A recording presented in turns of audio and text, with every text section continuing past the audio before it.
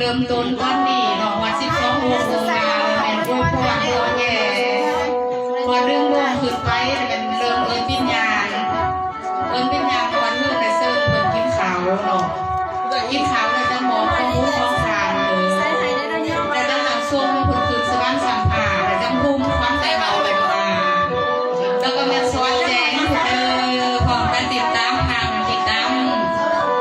ชมบวชบ่คำจำเดียวบ่คำจำเป็นบ่คำจำเป็นมื้อนี้เ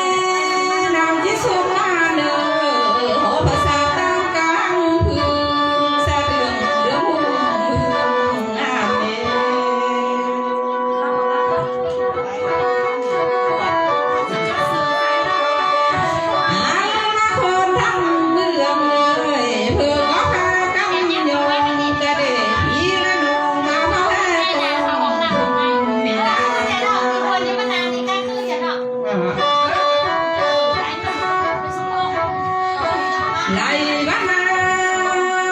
มือนี่น่าสุ่มอวยสุ่มเอ็นคือคันประกันสุ่มนี่นา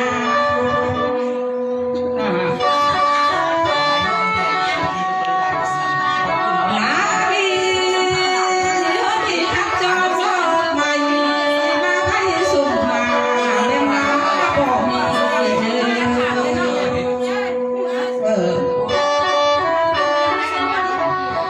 นางก็มามือนี่น่าสุ่มเล่นเลยมีแต่มือหานิ้วเด้อมุสิโกกาตามติดตัวเนื้อ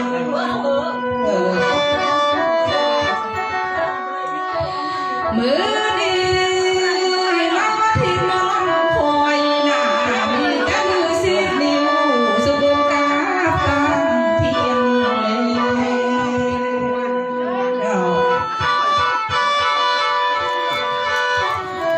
เพลงลมเอ้ยนางก็มีแต่ผมอยู่หัวมาเพียนตาลอกใหม่เด้อใส่ของฟ้าปูสาเด้อ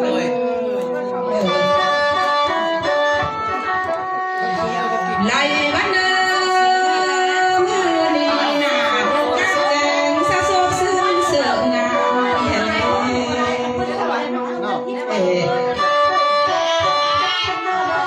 ขังบ้านยามก็ยังดีสะสมใส่ขันเจ้า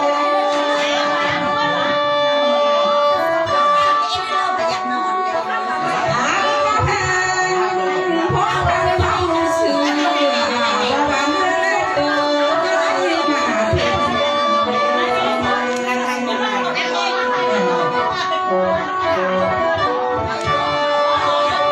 มือนี้มองมาลงหน้า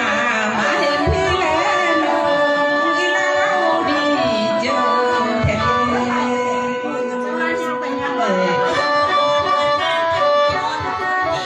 ไหลมาพี่แลน้องถามเลยพี่ก้าวไกลแล้วสักทีเมื่อเพียนมาแล้วน้อง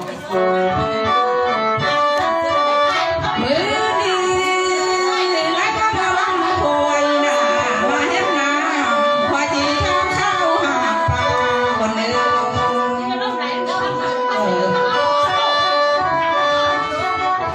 ลาก็มาเห็นลิ้นเห็นตานางสิพันทางเขา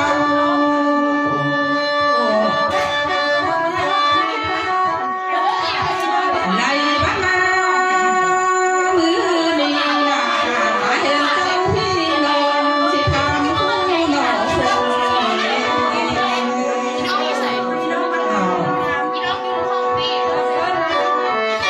เป็นแนวเล่พี่น้องเอ้ยร่วมทางไปเพื่อบ่สู้ลวนเสยแลกส่งทางเราบ่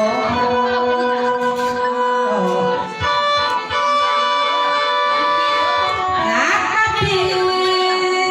เมื่อนี่นา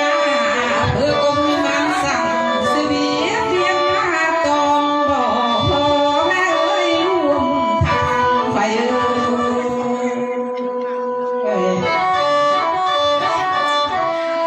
ไล่บักพี่และน้องหันหาวสุคนบ่รอพอแม่เอ้ยร่วมไป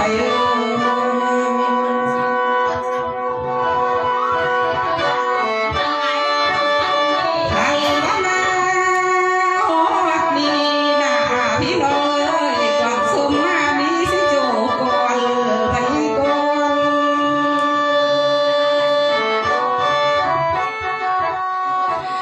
หมอลำเลยลาสิมาเต้าโยนก่อนเด้อเสือพอและแม่ผู้มาตึงสงครามนี่นะ